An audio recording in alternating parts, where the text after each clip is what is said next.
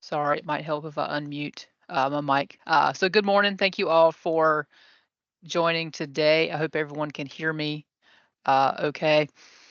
This session is about assessments and grading inside of Blackboard Ultra. So we'll do an overview of adding different types of assessments to your course and just thinking about ways that you can effectively evaluate and assess students.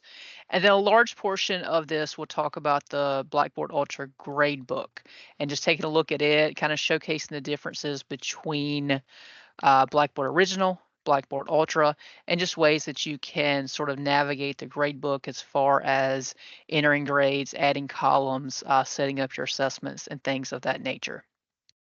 Couple of housekeeping notes. I did put a link in the chat. It's a link tree to our e-learning support resources, which includes a link to our webpage, a link to our LSID faculty support team on Microsoft Teams, our YouTube channel, as well as a lot of direct links to some Blackboard Ultra resources for you. So please take a look at that, take a look at those resources. We are getting very close to the fall semester. We're about 140 days away from all curriculum courses being open and accessible to students inside of Blackboard Ultra, inside of the Ultra course view. So please, I know it seems like there's a lot of days left. Oh, you have plenty of time. It is counting down very quickly. So please just sort of keep that in mind.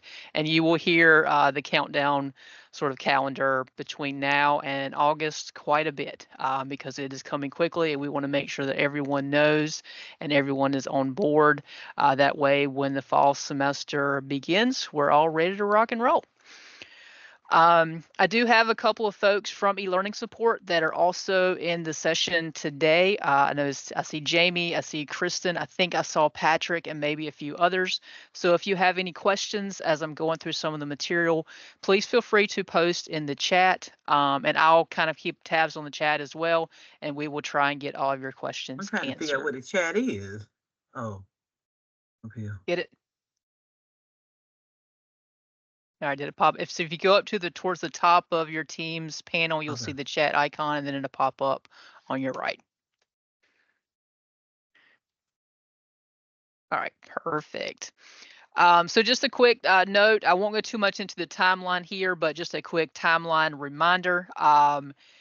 Now is the time if you want to go ahead and start building your content, you want to start working on things, please put in an Eagle Assist ticket to request an Ultra development shell. That way you can begin looking at Ultra, you can begin thinking about it, and you can start building your content. If you are interested in participating in the summer pilot, so if you want your courses to be in Ultra this summer, the signups for that, the form is due April 1st at noon. Please correspond with your dean or your department heads to gather the information and get the appropriate form. They ask that the form go through them and not directly to faculty, so that is what we've done. So if you're interested in being part of the pilot, make sure to get with your dean or department head, ultimately to make sure that they give you permission to do so, and then you can fill out that form. So April 1st at noon. So that is coming up, I think, next Monday. Make sure you get that form filled out if you want to participate this summer. April 2nd, next Tuesday, is when fall 2024 course shells will be created along with your summer 2024 course shells. Obviously, if you're not participating in the pilot, your summer course shells will still be an original course view, but you'll begin seeing those pop up in your course list on Tuesday. That timeline has not changed from past semesters. Typically, the timeline that our LMS administrators follow is the day after courses are released to self-service for students to view. That is when the course shells are starting to start that process of getting those created. So that's why April 2nd, next week, that's when you will start seeing your summer and fall course shells. Again, keeping in mind, fall course shells will be in Ultra Course View. If you are participating in the pilot over the summer, your initial summer shells will be in original course view, but don't panic. We'll be sending that information out to you to let you know when those will be switched over to Ultra.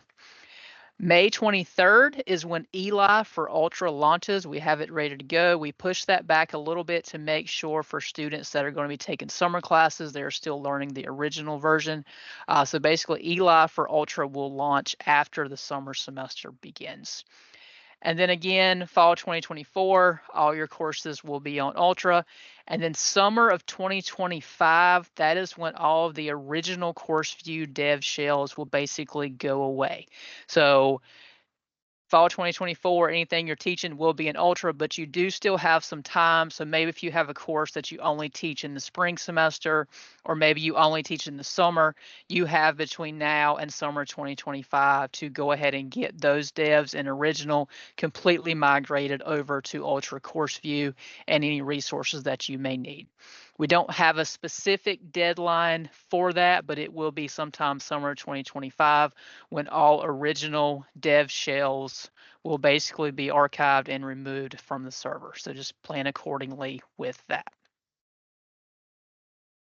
All right, so now we'll kind of jump into the purpose of this session. Again, this session is going to talk more about assignments and the gradebook inside of Ultra. And I'm getting a message that my bandwidth is slowing down, so I'm going to turn my camera off for that. Sorry about that. So what we kind of showcase is, again, a little bit about assignments, kind of how to create those, the difference between looking at assignments in original versus Ultra, some of the options that you have, and then digging into your different sort of gradebook settings. So I've set up a course here. This is a course that I've built just to kind of play around with. You'll see a lot of different features here. You'll see some items in the gradebook.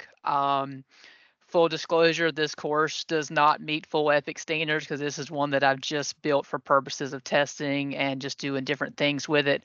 So just keep that in mind. It doesn't follow all the EPIC standards, but you'll see a lot of it is sort of mirrors those. But let's sort of get started. So the first thing I'll show you, and I'm just going to enter into a first module we set up here, got a discussion, got an assignment. So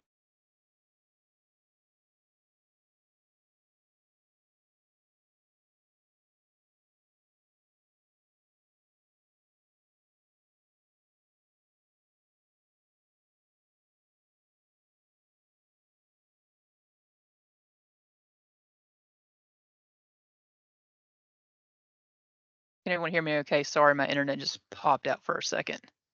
Should be back now. Yeah, you're fine now, Emily. Okay, perfect. Thank you. Sorry about that. So again, you hit the plus button, hit assignment. By default, Blackboard is going to title it by new assignment and then the date. Obviously, you can give it any title that you would like. I'm just going to call this module 1.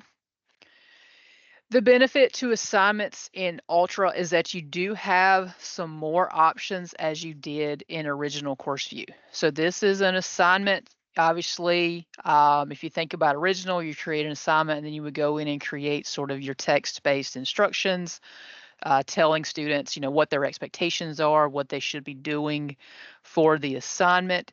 And ultimately, they would then upload a document or upload a response to you, and it would go to your gradebook. So you've got an assignment, hit this plus button. If you hit add text, this is where you can hit your expectations or your instructions.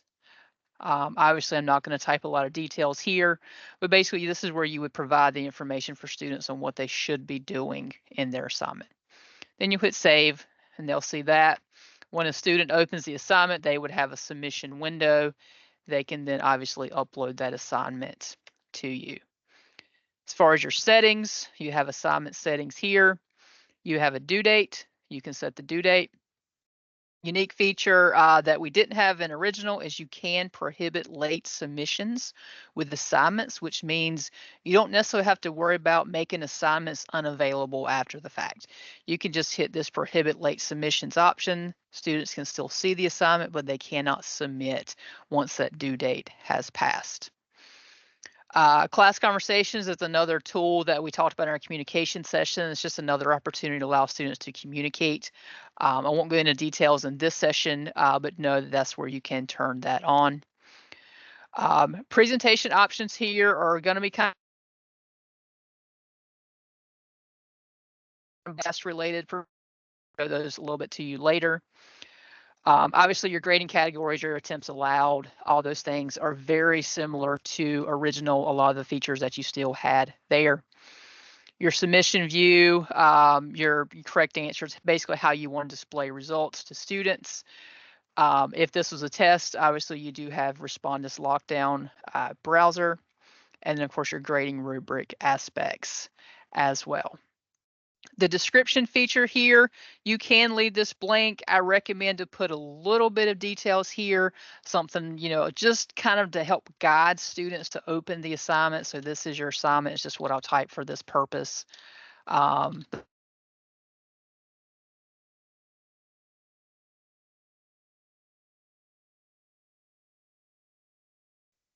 Sorry, my internet went weird there. And then of course you've created your assignment for students to view. All right, I'm gonna go ahead and edit this assignment now, and I'll show you a little bit more of the features of some of the assignment details that you have.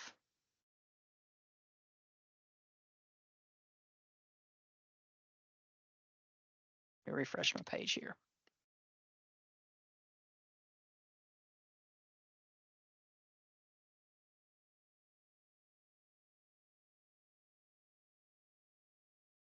There we go. So again, some of the features that you have with assignments too is you can actually add questions directly to an assignment.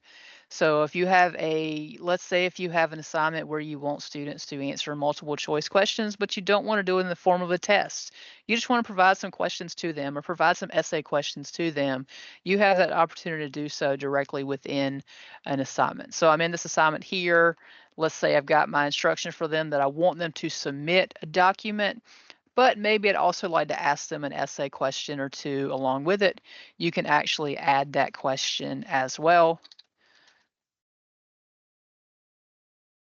And you can hit the save option there. So that way it's twofold. You basically have students where they can submit something to you, or they can answer questions directly in the assignment. And again, you're not having to worry about it being a test or a quiz, so you're not thinking about them having one attempt or it being timed.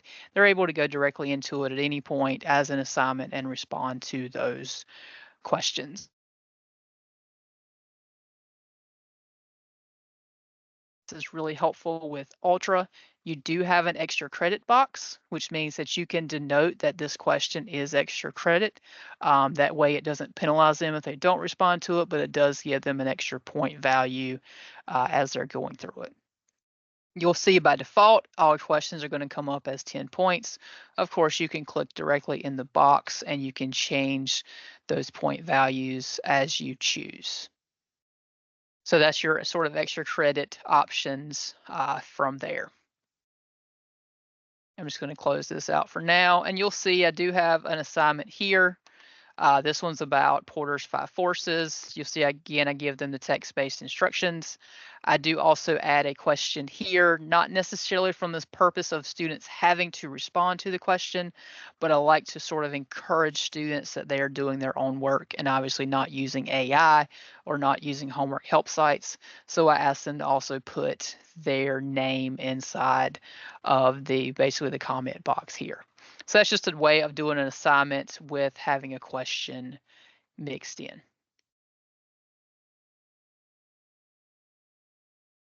From a test perspective, you can do a lot of the same things. The first thing to think about is when you hear the term question banks, compare that to a question pool inside of Blackboard Original. So you go over here on the left-hand side, go to Manage Banks. This is basically going to be pool questions that you've built or you've used over time. The power of plus is what Blackboard sort of focuses on. You'll see this plus button a lot. Whenever you see the plus button, it basically means you can click on it and you can add more content. So of course, if you want to create a bank, you can hit new. Again, by default, it's going to call it new question bank and the date. That's the thing of Ultra. Anytime you add a new assignment, a new test, or new bank, even a new document, it's going to call it new, whatever the content type is, and then put the date behind it.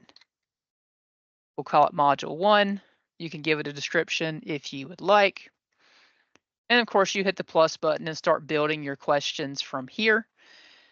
Let's say if you've already built questions and then you've realized later, wait a minute, I want to go in and I want to take those questions that are already built and I want to put them inside of a bank, then you would hit that reuse question option. So a lot of that's going to look very familiar as it was inside of original. So you've got your different banks here. Same aspect, it's going to show you the number of questions when it was last edited. And of course, you can hit the ellipsis to delete those if you choose. There was a question in our forum about importing and can you import from publishers? It ultimately will depend upon the publishers. Most publishers at this point do allow you to, they have files that are already formatted for the different LMSs. So whether you're on Blackboard Original, Blackboard Ultra, in this case, we're going to Ultra. If you're at another school and you're using Canvas or Moodle or D2L, the publishers would tell you what version their files are in. So just check with them, make sure you have the right format, and then simply hit import from file. You'll see that's going to pull up your file directories. And then of course you would just, whatever file you downloaded from them, then you would just click on that, hit open, and it would basically pull in those question banks from those publisher files. When you're thinking about assessments, and I see this on the chat as well, bringing quizzes in from original Blackboard, this is the way that I've done it. So you hit that plus, you can hit copy content, and then you could find a course. I think this one's here. So like this one, the CEQ fall. I'm going to hit content, and I've got that course entry quiz. That's the only test in that one, but I can basically select it and I can hit start copy. If you have different banks or tests, you can select those and copy those over. So basically just hitting this plus and doing that copy content. Of course, you can also use the ellipses here and you can import content directly. So if you've exported content from an original course or another Ultra course and you just want to import it, hit the ellipsis in the top corner and then hit import content. That's the way to import the different items into your course.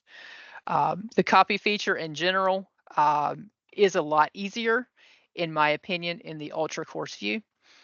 I know Jamie mentioned this yesterday, and I believe Patrick mentioned it as well. One thing you do have to note about course copies is it is reverse in Ultra. So when you're an original, you always start in the source course and you're sending it to the destination course. Thinking about Ultra, you start in the destination course and you basically pull it from the original source of your materials. That's taken my mind a little bit to get wrapped around, but I do think it is easier to use, a lot more features with the course copy, in my opinion, but it's just something if you're used to copying from original, just think you always have to start in the Ultra course and basically pull versus pushing that content. So just keep that in mind. So let's say you've got your bank here. When you're ready to create a test, obviously the same option. We'll hit plus, you hit create, you can hit test. And you'll see this looks very similar to what we just saw with the assignment options. You can hit plus and you can hit add your question pools. You can hit reuse questions. So if you already have questions that you have done, you can upload questions from a file if you'd like to, or of course you can just create your question banks and your questions just as you have previously, the different types of questions that are there. So calculated formula, numeric question, essay, fill in the blank, multiple choice from that standpoint. Basically, again, just hit your plus, hit the type of question that you would like.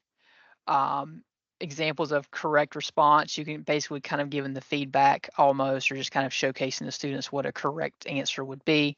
It's just one example. Multiple choice question text, entering your different options, your feedback, what type of feedback you want to display.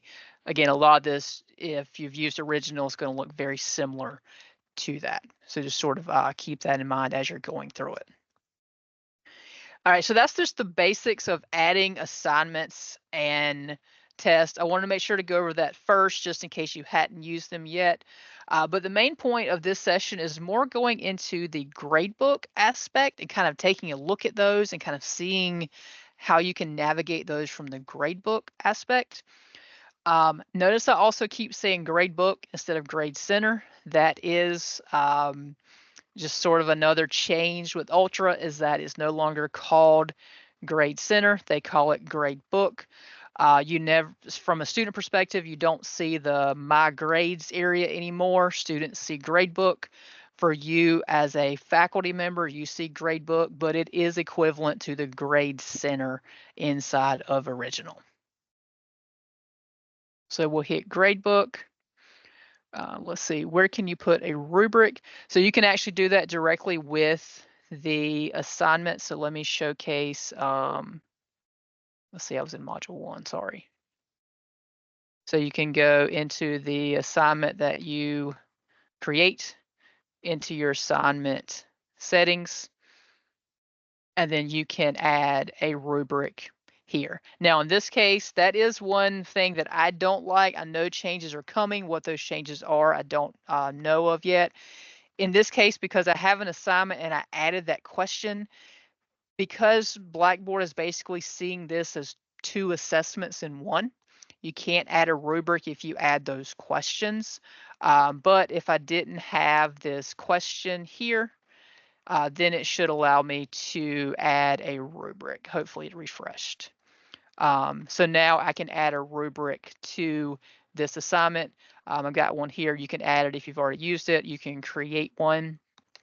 The good thing about rubrics is you can also copy those as well. So as I showcase the course copy feature, you can also copy rubrics. And if you do a export or import, then rubrics do copy as well. So you can create a rubric. You'll see, again, it gives you new rubric, it gives you criteria, it gives you your levels of achievement, and then you can type in the descriptions of whatever you want your percentages to be and all of your details. The good news is about rubrics is you can also look at those from the gradebook standpoint as well, and I'll show you that shortly.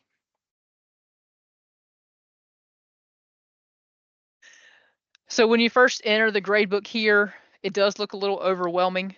It does look different. So you pretty much have multiple viewpoints of your gradebook. So the first thing you'll see sort of a list view here, and it says gradable items.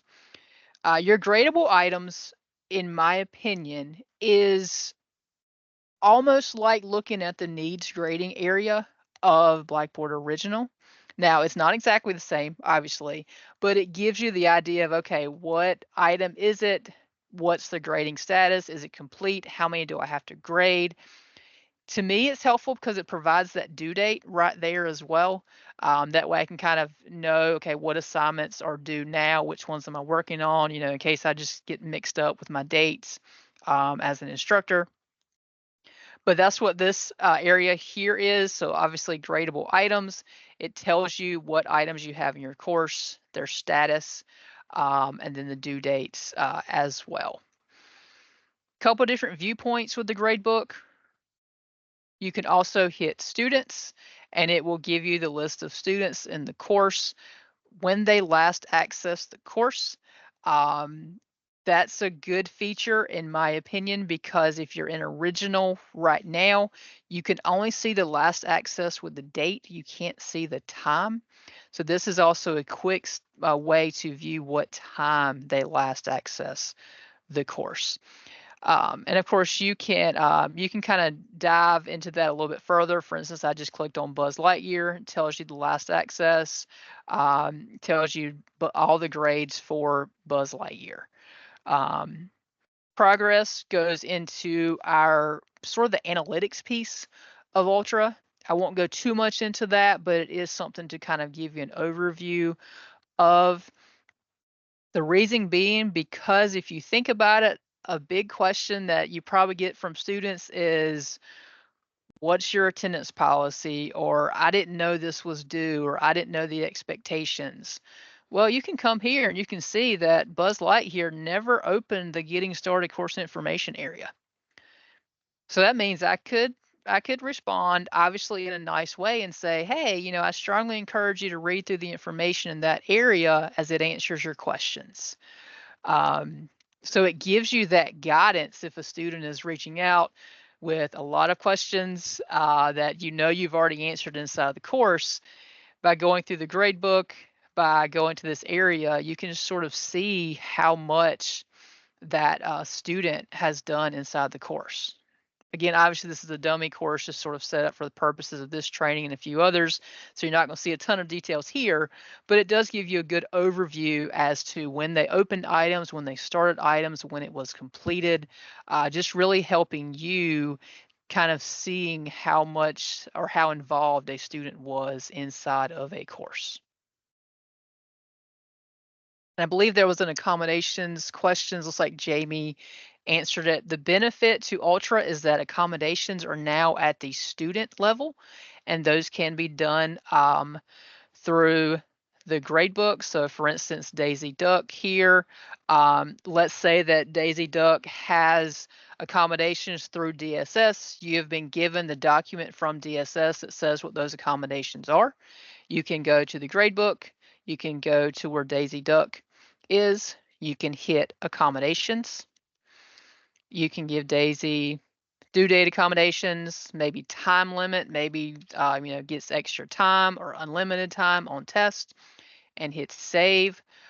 So what this is going to do is this is going to automatically trigger down to every assignment, every test, whatever it is in that course that Daisy needed those accommodations for, it automatically fills in those accommodation statuses.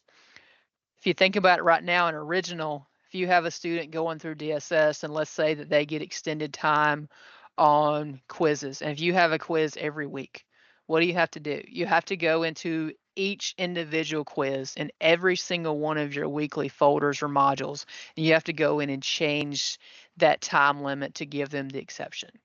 By this being at the student level, it automatically trickles down to every single one of them where you basically have just what I did. I changed Daisy Duck. It made it easy. It was simple. It did it all in one step. So now every quiz or assignment or test where Daisy Duck needs those accommodations, it makes it easier from that standpoint, saving a lot of time. And the easy way to also sort of see, notice the little purple bar that comes up that tells you that there are accommodations for that student. All right, so again, you have the gradable items, you have students. You also have sort of a grid view here. The grid view obviously looks very much like original, sort of that Excel spreadsheet mentality or sort of viewpoint as you want to progress through your items. So I'll use this spreadsheet view the most just to kind of show you. Notice again the plus button. So if you want to go in and you want to add a column, you can hit this plus button. You can hit add item. You can hit add a total calculation. There is an attendance feature if you want to take attendance. So if you want to keep track of that. Full disclaimer, we do have to let you know the attendance tool inside of Blackboard, unfortunately, there's no way for it to map with attendance inside of self-service directly. I have tried, trust me, in every which way, shape, or form. There's no way to make those connect. So even if you do want to use Blackboard for attendance, from a college perspective, you still have to use the attendance feature in self-service. They are separate. They do not map with one another. And at this time, there's no way to do so. Emily, But I you have can, a couple questions come in. okay, sure. I have a couple questions come in. Kim writes, I usually put zeros in as a placeholder, even if I'm allowing a student to submit something late. In original, you would see the exclamation point beside the zero, and it would be a needs grading. I found in my Blackboard Ultra pilot that I've almost missed a couple of submissions because I can't easily see the submission. Is there a workaround for this? So are you referring to basically you were putting in an override grade? So you put in 0 as a placeholder and you want to submit something late. So basically, yeah, that's what I'm hearing is an override grade. So that is, and I'll actually show you that. Matter of fact, I'll show you that. Let's see, we'll do it right now. So I'm going to go to this module and I'll go ahead and jump to kind of grading discussions. This is a discussion, module 1. Obviously, I'm going into Donald Duck. Donald Duck's got a post here. It posted an automatic 0, which is another useful feature of the assessments inside of Ultra, is you can do those automatic 0s. So if you want 0s to be posted after due date, you can post those. But you can hit this plus here. You can provide that feedback to the student. If I can spell. You can hit, and then you can, that automatic 0, you can go in and change that. You can hit, 20, 30, whatever you want that to be, and hit save, and it will update it. That's also an update from Ultra, because if you notice, it had that override or the automatic 0. In original, if you did the override, you had to go in and change the assignment grade and remove the override. Now they're all tied in one, making it 10 times easier. Let's take a look at an assignment. We'll go to, let's see, we'll take a look at, we'll look at the module 3 submissions here. So this is something to make note of, again, where it goes back into the override versus the assignment grade, something to be mindful of. If you notice, this is an assignment, so I went into the assignment. You have basically a grading peel here, kind of in the center. Then you also have one over to the right. I know in my mind, I'm like, wait a minute, which one is which? This one on the right over here is that override grade. So notice if you put a 0 and it says override. In this case, if I go back to where Daisy Duck is, I still see that new submission box. So in my mind, I'm like, wait a minute, I've already graded this. Why am I still seeing this submission? It's because they do have those two options when you're looking at assignments. So we'll hit view. This is where you actually want to post the grade for the assignment. So again, the right is override, and you'll see it pops up here and tells you. This is where you actually enter the grade for that assignment. And then of course, post whatever your feedback is. Good job. Save changes. And you'll see that this is the actual grade. In this case, I'm going to hit this undo override, and then it automatically takes that grade into place here. So that is something to note with assignments, is this is the actual assignment grade. This is the override here towards the right. So for the most part, you're going to want to use the one in the middle. If, let's say, the student got a 100%, but then later on you recognize, wait a minute, they cheated, something like that, and you want to provide that override grade, this is where you could put that 0 there. The other thing to make note of with assignments that we have noticed recently, there are 2 download buttons. This download button here is basically going to download a PDF. It's pretty much just downloading like your any comments or any inline grading that you've done. This little option up here, if you go up just a little bit, that's where you can download their original file. So if you want to download a student's original file, this is where you click to do so. Basically, just look for this bar right here. The way that this download button is here, just note that that is the inline grading aspect. So that is if you were adding, comments or feedback directly in line, it's going to download a PDF of that. So if you want the original file, you've got to move up a little bit. Hey, Emily, I hate to keep shifting around here, but we do have some more questions in the chat. Asia is interested, going back to accommodations, having to do with, she has a student that actually does need different set of rules based on different types of assessments. Like, for example, she would only get additional time if it was a proctored exam in the testing center. So can we still handle that on an individual item basis? So there are some different options that you can do. The good thing about, and what I've noticed the most is helpful, is accommodations. You can easily turn them on and off. So let's say if you just have, for instance, I just had an instance this past week. A student needed extra time because they were in the hospital. So what I did was I allowed those accommodations for just that short period of time, and then remove those accommodations once the time he needed an extra like 3 or 4 days.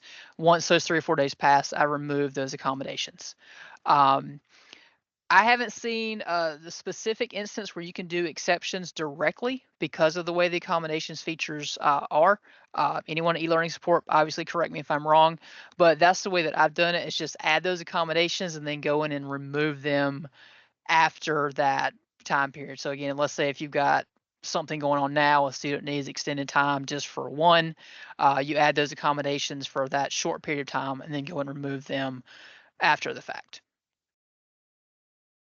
And then can students see attendance in the gradebook? The attendance will show up. If you've got it, you can note it here, and that's where they'll see it. And I believe it still does. The tool itself acts very similar to the way it does in original.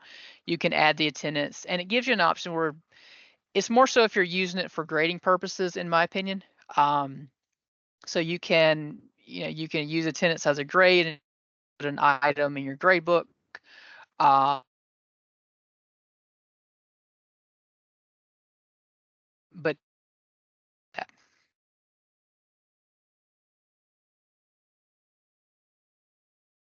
um, remain in Ultra. How about send us some more information on that? Because from an Ultra perspective, Mac shouldn't matter.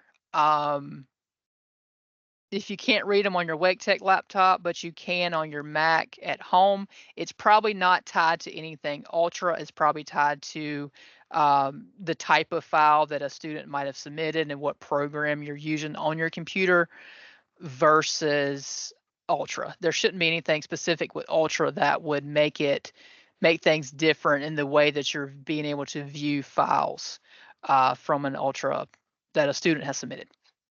Can I add to that? I would just say, for safety's sake, just tell them that to submit either a docx or a PDF file and just limit it to that. And that's the thing. I mean, because students, and obviously from a WakeTech perspective, all students have Office versions. Even those students with Mac, there is a Mac for Office, so obviously they can download it and save it in those files. If they're using, was it Pages or anything like that, obviously those programs do allow you to also save as a Word doc, so that's obviously a recommendation as well. Another thing that I've seen, and I'm not sure if it's still a problem with Ultra, but I think it might be, if you are using or if a student is using the version of Office that is a tab in the browser, it's like a web-based version, and if they don't save and close the file before trying to submit it, sometimes it comes across as gibberish. So that's a good piece of advice to give the students as well. And that's also, I mean, that's good for Windows too. Students they'll open the file and not fully save before they submit it. They'll think they save it, but they'll send a temporary file. So that's just, thanks, Jamie. And that's good information overall. If anyone's, noticed that, I always recommend their students to make sure they save the file and close it before trying to submit. And that's just a hiccup of just, Microsoft Office products in general. All right, so again, just kind of thinking back, we talked about I know there's been some instances where you see a 0, but you also see new submission and you think, wait a minute, I've graded it. Again, it goes back to, the way sort of showcase that there is a box for an override versus your actual assignment grade. In this case, I'll go to this Module 5 assignment. Obviously, you can click on it. We'll hit View, and it's going to bring you to all the different assignment submissions here. So in this case, this module 5 is where I showed you the assignments. I just added questions. You can go in directly to these questions. You can add the point values for these what the student answered. I'm obviously being very generous here, even though they probably should have gotten zeros on most of these answers. But you can see that you can assign, as you're adding them, you can assign the different point values to each question. It automatically calculates that score. And then if they've posted any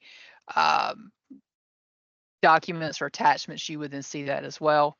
And of course, you can provide that feedback to students and see those grades.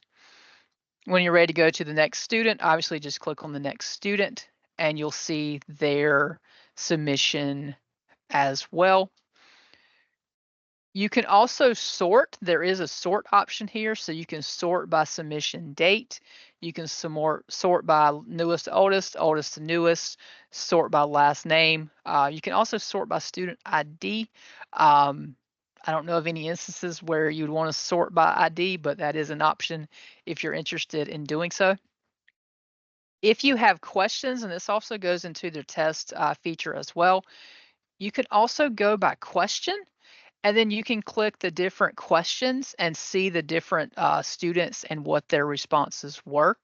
I know that's helpful for a lot of test features or things along those lines, being able to sort of just look by question and grade from that standpoint.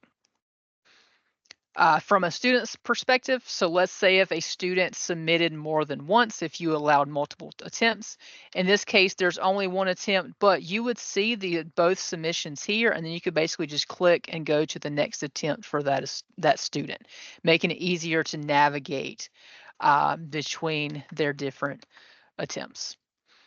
The grading statuses, you can also change this from all grading statuses to needs grading. So let's say that you've already graded some students and now you just want to pull in only those students that you haven't graded. You can change this here and just change that to needs grading, and you'll see that's going to post or pull up just as one student that you have not yet graded.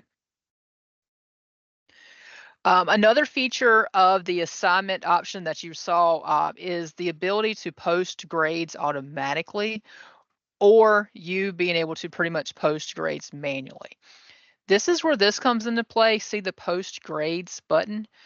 What it allows is it allows you as an instructor to go into an assignment, grade every student, think about their scores, post their feedback, but they can't see those yet.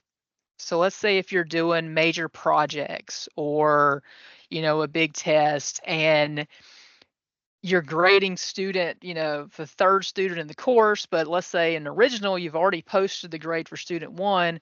While you're grading the rest of your students, you're getting bombarded from questions from the other students saying, why did I get this grade? What's going on? The ability to basically hold those grades from students before they can see them is that post grades option. So again, what it allows is it allows me to have that score, but students can't yet see it. And then you can just post those items. So I hit view. I'm going to put Donald Duck's grade in. I'm going to give him the point values. Again, being very generous here. And then we'll hit those post grades, post all grades. So now those grades are posted. You'll see it's there. That means those students have now seen those grades. Whereas before hitting that post, they couldn't see the grades. You could, what the status was, what type of feedback there was, but it gives you an extra sort of an opportunity to check out the grades, check all your students' attempts, see what's going on. Maybe you have to go back and tweak some grades later before students are seeing it and before students are bombarding you with questions and, responses and things along those lines. So that's what that post grades button is. And I'll show you in the assignment real quick where that is. Go to this assignment here. I think it's this one. So you go into your assignment settings, and you'll see the option to post assessment grades automatically. If that's checked, basically once you enter the grade, students see the grade. Whereas if this is not checked, once you enter that grade, you have that extra step of hitting that post grades button before they can really view those inside of the gradebook.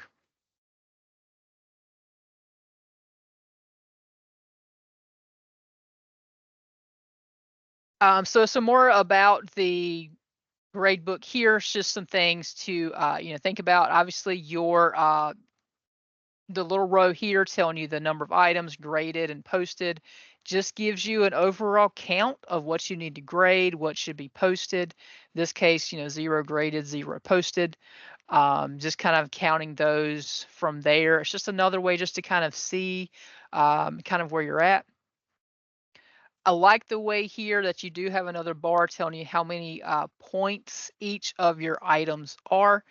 If you think about original, if you're always thinking about your point values, maybe your weighted total was off in some way, shape, or form. We always ask you, what was it out of the right number of points?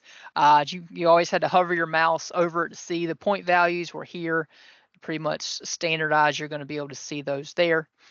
My recommendation, as I've always recommended, is keep your point values consistent. Make everything out of a 100-point scale, or if you choose to use 20-point scale, make everything out of a 20-point scale. It just makes it easier from a student perspective. It kind of makes it where students don't have to, in their mind, sort of calculate, okay, 20 out of 20 is 100, or 15 out of 20, and what's the percentage? If you make them all on a 100-point scale, if you think about it from a student perspective, it just makes it easier for them to really think about what their grades are, and really know what their overall score is. When you see overall grade inside of Ultra, that's your weighted total. That's pretty much going to be what that is. So overall grade, pretty much equivalent to your weighted total. You see, you can, as you hover over it, you can also basically change the sort order of that. You can click, and you can also hit edit. You can do points, you can do weighted, and you can see your different categories here. You can expand down to see what assignments are inside of this particular assignment category. Let's say if you've got an assignment here, like this case, I'll say module 1. I know it's this assignment category, but I don't want to include it. I can exclude it from that overall grade calculation. Or I can also unlink it from that category. That way, maybe I just wanted that assignment to count as a standalone item. I can click on these options here and change those. And then obviously you've got your lock buttons here.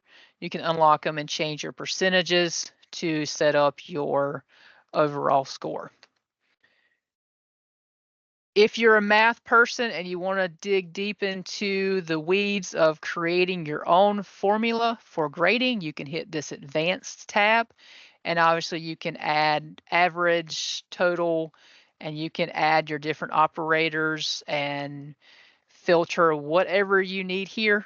I am not a math person.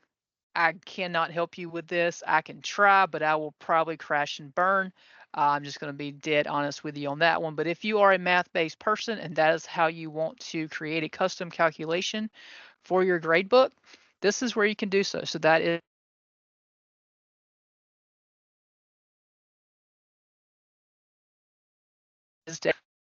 in with Ultra. But again, weighted option here is what most of us have used and probably will use. This is equivalent to the weighted total aspect. Display, how it's displayed, obviously letter,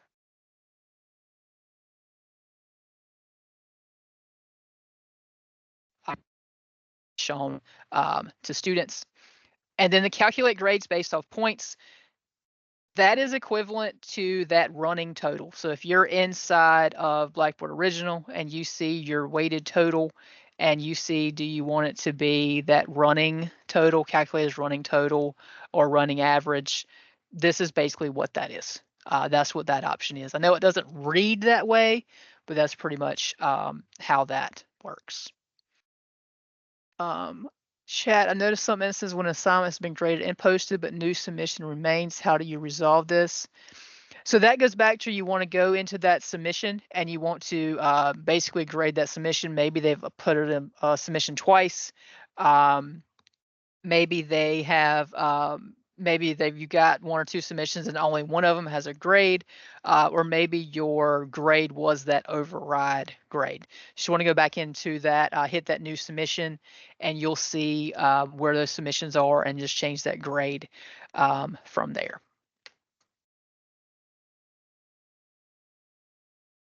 Let's see. So I'll see if I've got, like, here's one.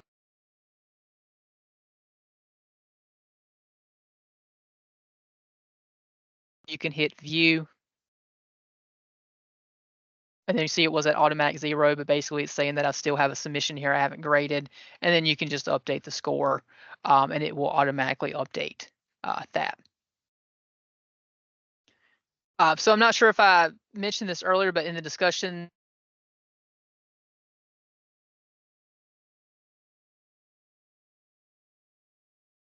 analysis, the discussion analysis will show you kind of the sentence complexity, kind of a breakdown of the kind of the word count and the what it thinks is the critical thinking level of the student with their post. I think that's really helpful. It's really helpful, at least from my perspective, because you can easily tell if a student has just posted thanks, I agree, or if they've actually tried to do something with their response. The other thing that's really neat is this also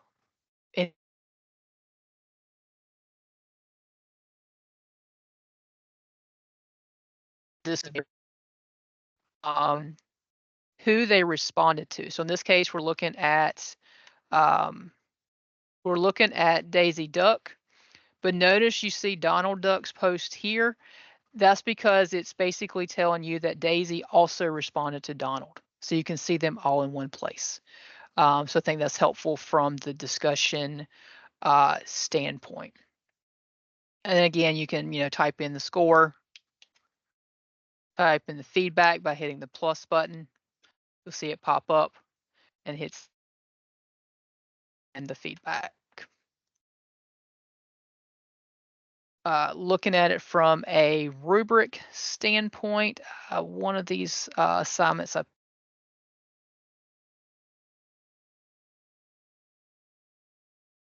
put, I believe it was this one.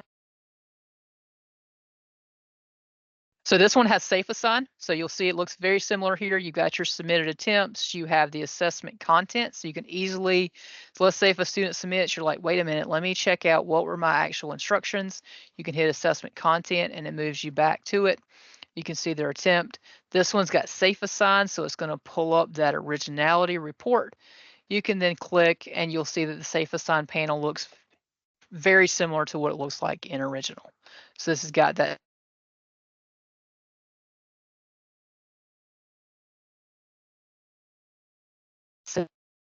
here and just kind of showcasing where they're at. You can show the descriptions. There's a box where you can show them or you can hide them. In this case, I don't have any descriptions, but it would display them here if you want to see them.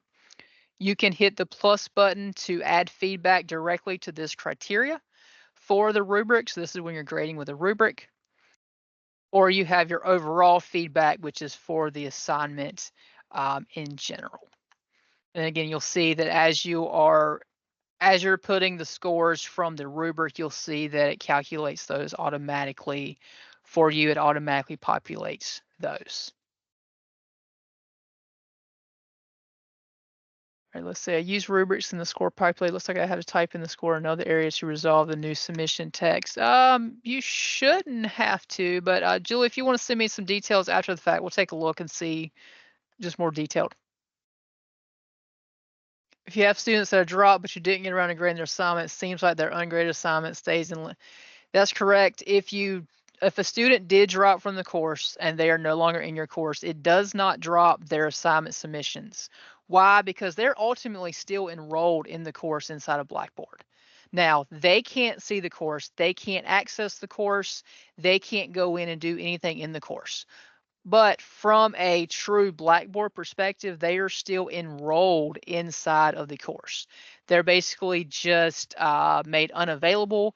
They can't access it, they can't see it, but they are still there. So their assignments do still remain inside of the course. And a lot of that just comes down to documentation and archiving perspectives. If a student drops, we still want to make sure that we have all the details of anything that they did inside of that course. And that's more so from a system office requirement. You just want to be able to showcase what they did. Let's say if they drop, but then you reinstate them later, it makes it easier where they can just sort of pick up where they left off. The downfall with Ultra, and I'm praying that is fixed soon.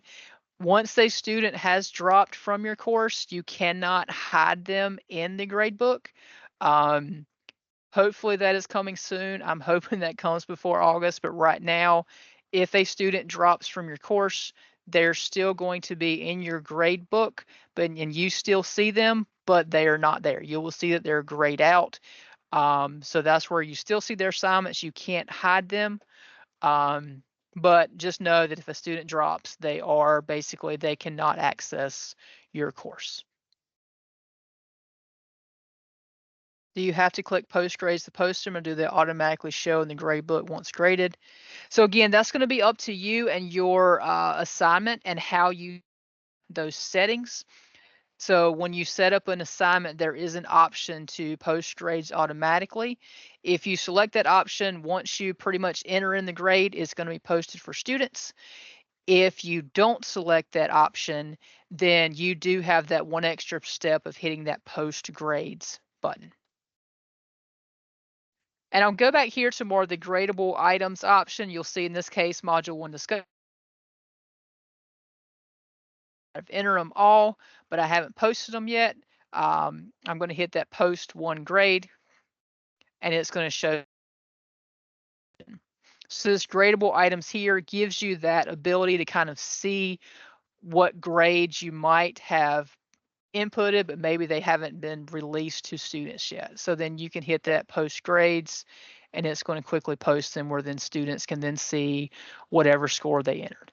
So right now for this one to post, I've put in a grade, but the student can't see it yet. But now when I hit post, it's going to make it where students can then view that grade. All right, let's see. Ultra also doesn't allow you to access any submitted assignments from dropped students. There are some hiccups with that. The good thing about Ultra is that if you've been here for a while, you've noticed that in Blackboard Original, it's been years since we've really seen any new options in Blackboard Original, any new enhancements, any new improvements. That's because Anthology, which is now the parent company of Blackboard, they've been putting all their focus on Blackboard Ultra. Pretty much every month on a monthly basis, there are new options and new features that are being implemented in Ultra. Because they're putting all that focus on it, we're continuously seeing improvements and updates and way things are changing. For instance, up until I think it was sometime last summer, this announcements option that's here at the top, it was here on the left-hand panel. You couldn't see it at the top. So that was something that has just changed. The gradebook, some of these settings were, different in the way you could do things. You couldn't message students from the gradebook. You couldn't. Now you can go to this analytics tab, and you can click on a student, and you can send them a message directly. You couldn't do that up until the fall semester. So you just want to keep that in mind that yes, there are some hiccups that are going to come into play here, but there are changes continuously coming to Blackboard Ultra because Anthology and Blackboard are putting all their focus on making this the best experience possible with Ultra. And I'll also share the link, Patrick or Kristen or Jamie, if you have a quick moment, if you wouldn't mind just sharing the link to the Anthology ID Exchange. If you haven't heard about the Anthology Idea Exchange, basically it is an opportunity for you as faculty to post ideas to Blackboard and have others vote on your ideas. The more votes, the more likely they are to implement. And they've openly said that they prefer those who are teaching, they prefer faculty ideas more so than they prefer folks like me in e-learning support. They want faculty ideas when they are putting in those responses. So you do have to sign up. It is entirely free to sign up. You don't have to pay for anything. You do have to create your account. Make sure you use your Wake Tech email address. And you'll see all the ideas posted there. If there's anything that you would like to see, please post that. If you've got some colleagues that have posted some ideas, please go in and vote for their ideas. The more votes that are on an idea, the more likely Blackboard is to implement. I know, again, me personally, I wish they would go ahead and implement where I could hide the row. That way I can hide a student from the gradebook view. They haven't set a timeline for that yet, but I have heard that they are working on it. Exactly how that's going to work, I don't know, but they are looking into some different things along those lines. So a little bit of a tangent there, but yes, please use that idea exchange for anything that you don't like, any feature that you would like to see. But that does take me back to, again, more so looking at the analytics tab. Again, you think about, you can pull into your students and just kind of see where they're at, see what they've done. You can send them those messages. You can see their activity overall, seeing their current grade. So if you're working with a student, helping them out, using the gradebook, going to that analytics piece is a way to do so from there. The plus button, again, adding your item, adding your calculations. Again, your overall grade, that's your weighted total. You can drag and drop items. So if you want to organize your grade center, just click the arrows here. Makes it easy to drag and drop items to different places. With your gradable items feature here, again, you can click on different ones and you can put in those grades. In this case, this project 1 is just basically a manual entry column. It's not tied to an assignment or anything in the Grade Center, but you can see that you can go in and you can enter in a student grade. I can add feedback directly to it. This is also a feature that has just recently been added, is the opportunity to add that feedback. So you can add feedback on it. Let's say if you're teaching a seated course and maybe you have students do something inside the classroom, you can post those grades. Sorry, I lost internet again. But you can go in and post that grade for them to view. So again, that's your manual entry column there. Next items to think about from a Grade Center perspective, you do have the option to look at your different submission receipts. And if you go into your basically the grid view, filter gives you an option where you can filter the gradebook. Let's say you want to grade by group. Now I don't have any groups here, but you can then filter. This is very similar to like if you want to use smart views inside Original. This is an opportunity to sort of do that smart view sort of aspect. It's just filtering the gradebook. You do have, again, the search by submission receipts. If a student says, hey, I've submitted it, here's my receipt number, you can then search for that receipt and see if it actually pulls up. When you go to a student's submission, you also see the submission receipt number at the top. Upload and download, those are the same as it was in Original. You also have the settings option here on the right, where you can, this kind of plays into student performance and kind of goes more into the analytics piece, kind of focusing on that sending activity stream notifications. This is the automatic zeros option. So if this is checked, once a due date has passed, so you have to make sure you're using due dates on your assignments and tests. Once that due date is passed, an automatic 0 will be assigned if a student did not submit. The only time the automatic 0 will not be assigned is if a student has accommodations, and that accommodation is that they're not basically, they can submit things late. It's still going to allow a student with accommodations to submit late, and it's not going to showcase their work as late, and it's not going to give those automatic 0s to them. But for any other student, if that due date passed, it will show that automatic 0. You're not going to see their attempt. You can also manage the overall grade here, grade categories. You can add a new category if you choose. You can kind of look at your different categories, obviously forms, assignments, journals. Any categories that you create are pretty much going to have a blank page here. That's just a little icon that's put up there. This is where you can create rubrics as well. You can hit create, and then you can go in and build rubrics. If you've got multiple rubrics in your course, you will see them here.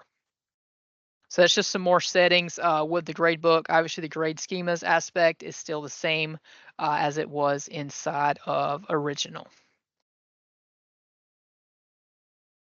So I think that answered, at least from the form that I sent out, I believe yesterday, I answered the questions there. Again, you've got your different viewpoints here. You've got a grid view, which very similar to original. Basically, you can click on each one, you can view, you can add exemptions to it as well. You can go into it and just kind of see their post. Personally, I like the discussions, the way it's set up a little bit more, because again, it shows you, if you go to Daisy Duck here as an example, it also shows you what they responded to. So if you're curious as to, okay, well, why did Daisy type this? You can automatically see what they were responding to, and then it will provide an analysis for you. And then you can put in your grade and your feedback and your details from there. As you are navigating through the assignments, you can see all of your students. You can grade by question. You can sort those. You still have, you can easily pull up your assessment content and see if a student posted a comment about they weren't clear on what to do. You can kind of go to your instructions and see what those stated, and then provide that feedback to them. So, all right, so looking at the chat now, hopefully everything got answered that was posted. If there's something that was not, please feel free to post, or please feel free to use your microphone, and we can get any questions that you have answered here. And if you do have specific instances where you're seeing, you're just seeing some things you're not quite sure what it is, please feel free to reach out with your course ID and some examples, and we'll be happy to take a look and help you sort of recognize what's what, and the best way to go about looking at different things in your course that makes the most sense for your course and how you're grading things. So feel free to reach out at any point.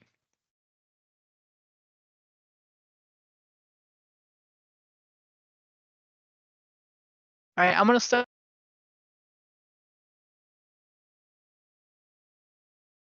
the recording. Wants to ask any questions or anything. Thank you all. I appreciate it.